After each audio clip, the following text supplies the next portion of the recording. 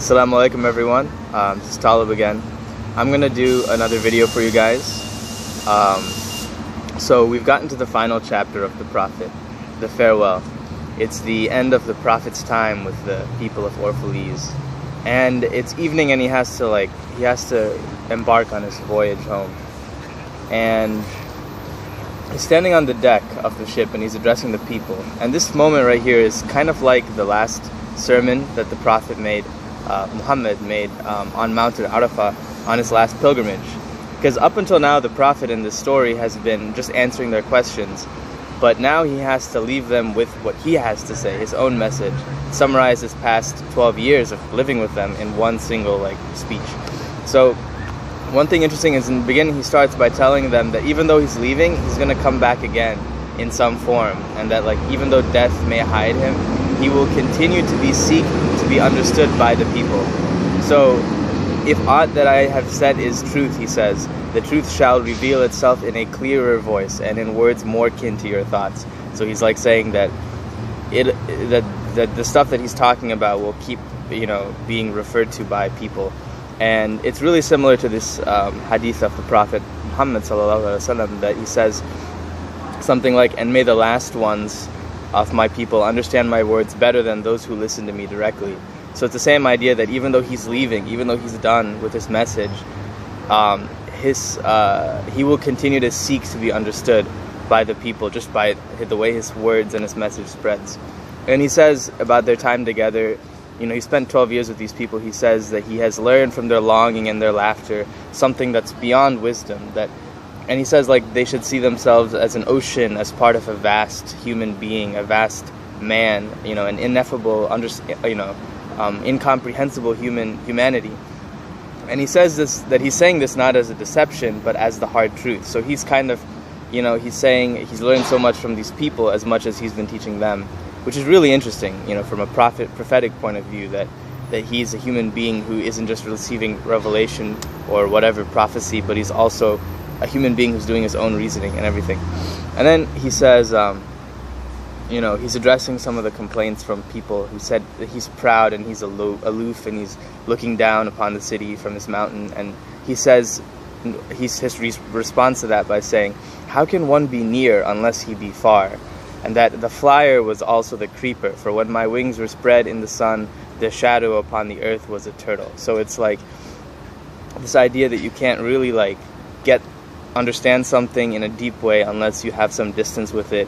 And it's also kind of like the Sufi imagery of when they spin around, the dervishes, they have one hand reaching up to receive divine inspiration and another hand to share it with the world, which to me is kind of it's really inspiring, because you normally have people who try to put themselves in two categories, like somebody who is high and mighty and an ascetic, a religious person who doesn't involve himself in the world, and then somebody who's very worldly, who doesn't think that there's any point to religion.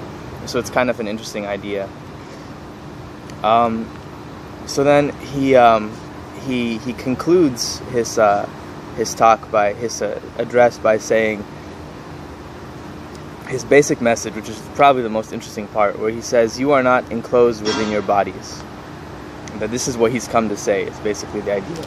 And what's interesting about that basic statement is that any spiritual tradition, no matter how many gods they believe in, they have this idea of the spirit, of the soul. It's the spirit in the word spiritual is the idea that there is more than what your scientific rational mind can kind of lead you to believe about words or ideas or souls or human beings and their spirit and so on. And he gives a reason for why this is true, why his statement that you are not enclosed in your bodies. How do you know this? And he's like, wasn't it a dream that none of you remember having dreamt that built your city? So wasn't it something intangible that ended up resulting in something so tangible?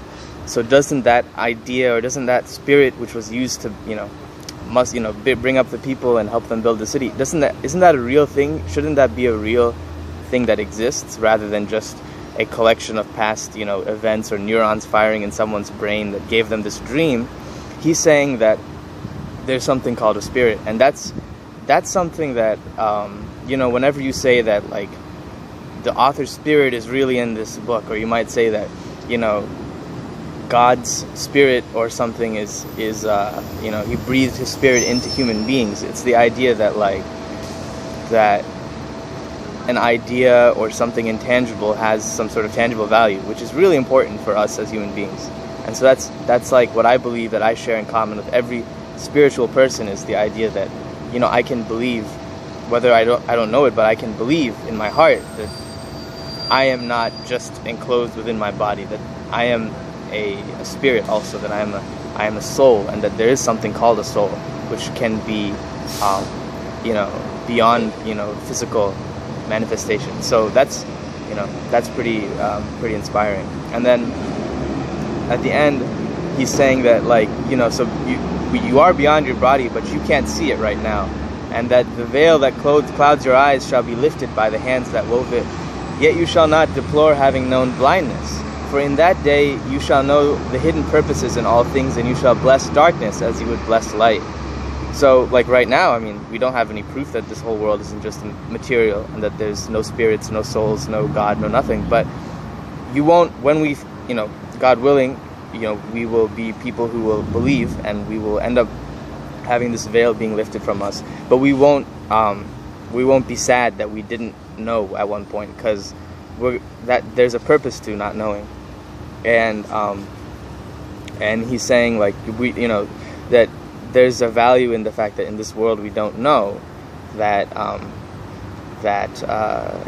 we have to believe that there's a need for faith, which is part of, you know, God's purpose.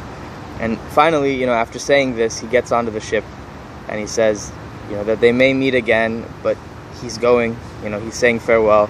And this part of the chapter really reminds me of the ending of The Lord of the Rings, where Gandalf is leaving Middle-earth for good, and he says, you know, not all tears are an evil. And he says, you know, he's going away for a long time. And I have a, you know, especially because of the language, I have a feeling that Tolkien was very inspired by at least the spirituality behind Khalil Gibran, if not Khalil Gibran himself, because I see, you know, in so many ways, you know, like, go my friends, you know, remember our time together, so on and so forth. So that was a really great part. And then everyone cries, you know, and they all shout as he sails away, except for Almitra, which is really interesting, because she says, it ends with her saying, with her remembering, a little while, a moment of rest upon the wind, and another woman shall bear me. So maybe Almitra is the mother of the next prophet, of the continuation, you know, the beautiful cycle of everything. So that's kind of what I got out of the prophet. It's a bit of a long video, but hopefully you guys enjoy. Thanks.